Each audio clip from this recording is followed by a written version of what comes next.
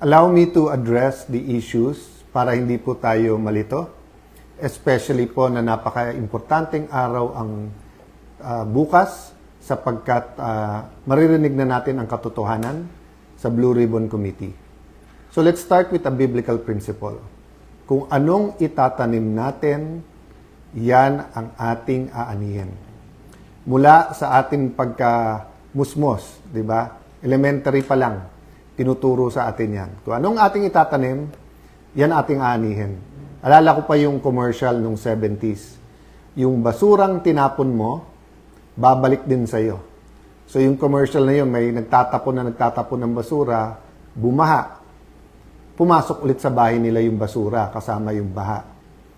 So ang flood control scam ay hindi nangyari by its own, by itself. No? Hindi ito nangyari na aksidente lang. No?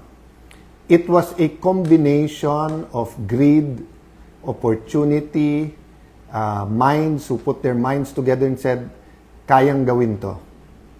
We will not be able to stop corruption in our country until we know the truth, we know how to stop a problem, and we know how to reform.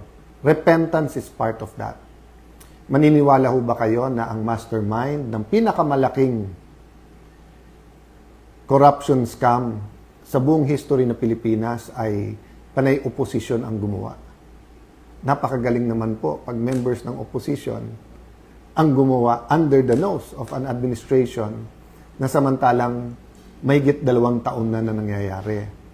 So, we started, the majority and as Senate President, we started diplomacy po talaga. Wanted to work together. Number 1 priority is the economy. Number 2 po, yung pong impeachment dahil accountability. Pero kasama po yung ating priority, yung mga flood control issues at iba pang mga scams na bigyan ng tugon. Nabigyan na ng tsansa ang grupo ni Senator Lacson at Senator Soto. Kasama dyan sila Senator Win. Alam naman natin lahat na kailangan ay 13. So let me state this. Malacanang backing the move of the senators today and the other groups backing them, they will say anything and do anything to bend the law and basically susunugin na yung ating konstitusyon. So when I said a while ago that I am still the Senate President, the legitimate, the legal, moral Senate President, it's not about me, it's not about the position. Anytime po, pwede po ako mag-resign, pwede kong ibigay ito sa iba kung may 13. This is about democracy. This is about an independent Senate. This is about fighting corruption. You cannot say you love democracy, but walang checks and balance. Hindi pwedeng sabihin you love democracy, pero pag mali yung numero, invento na lang po tayo. I don't know how much time I have. There's so much I want to tell the Filipino people. Some of it you might think is very productive. Some of it you will think it's my thoughts. But let me tell you this from the bottom of my heart. God loves the Philippines. Ulitin ko po God loves the Philippines. So we have to take a step of faith. Sabi sa book of James, faith without action is dead. Patay ho ba ang ating paniniwala at pananampalataya? Kung mahal natin ang Pilipinas, we have to do something about it. Why do I say this? Well, first the Senate. 12, may quorum, samantalang malinaw sa Constitution, 13. Yung case na sinasabi nila, iba, continuing po yun. Nag-umpisa silang may quorum, umalis yung iba. Ito po, kahit saan nyo pong tignan, sa Constitution, mali. Sa rules po ng Senate, kailangan yung presiding officer, yung Senate President, kung hindi, yung Senate President Pro Tem, kung hindi, yung Majority Leader or yung Assistant Majority Leader. Wala po doon na nagsasabi kahit win ang pangalan mo, hindi po win yon. Wala po sa rules yon. Wala po yung 12. Alam po nung lahat yon. Pero ipalagay na po natin, yan ang theory nila at pagpipilitan nila. Siguro po kung Senado lang ang problema, then tuloy ang buhay natin. You know, life is so complicated, existence in the Philippines is so hard that etong politika para sa politiko lang. But what happens to the impeachment? So sa impeachment ho ba ngayon, mag-aaresto ng 2, 4 pa. Para pag sinabi nilang 22, pwede ng 12. So pag 20 na lang o 18, pag 18 na tira, 12 na lang pwede mag-convict. At pagkatapos, paano pagka constitutional change na ang gagawin? At ayaw rin pumayag ng ibang senador. Ikukulong na rin po ba? Malinaw na malinaw po ang konstitusyon at rules po ng Senado. You cannot declare all positions vacant with a number of 12. You cannot even hold a session because walang quorum. Assuming may quorum, you need 12 to remove a Senate President, and then you need 13 to remove a Senate President. Okay? Lilinawin ko po ha. You need 12 for any position below the Senate President pro tem. So, kahit anong chairmanship, majority actually pwede na. Kaya kahit 11 all, pag nawala yung isa, 10, 11, masusunod na yung 11. But for Senate President, for quorum, and for Senate President pro tem, you need 13. No? So, ilalaban po natin to, hindi dahil nilalaban nyo ang Senate Presidency ni Alan Cayetano. Hindi. Kung hindi dahil po, mahalaga sa atin ang 1987 Constitution. Dahil po, hindi ito isang pirasong papel lang. I'm issuing a memo to the Secretariat and to the Office of the Sergeant at Arms to keep the Senate open tomorrow. We will have the Blue Ribbon Committee. As Senate President, nasa authority ko po ang premises ng Senado. Do not padlock the Senate. Do not have an excuse na may rally. Parati naman may rally sa Senate. Do not tempt the Filipino people to come out in thousands, hundred thousands, and millions. We are not provoking a political crisis here. You are provoking a crisis. Sabi nila, trabaho yung issue. Pinalitan lang nila yung mga chairman, tapos in-adjourn din. Hindi rin naman pinatawag yung CA para sa mga general. Hindi rin naman tinuloy yung bill sa sabi lang ospital at saka yung sa mga estudyante, hindi ba? So, kitang-kita po kung ano ang kanilang intensyon. Sabi po nila, I'll address myself to, pasensya na po kayo, to the Pink and Dilaw group. No? Di ba sabi nyo, paano naman yan, si Senator Marcoleta at si Senator Jinggoy? Bakit sila ang mga vice chairman? Lahat ng issue nandun sa nilagay nyo yung chairman ngayon, di ba?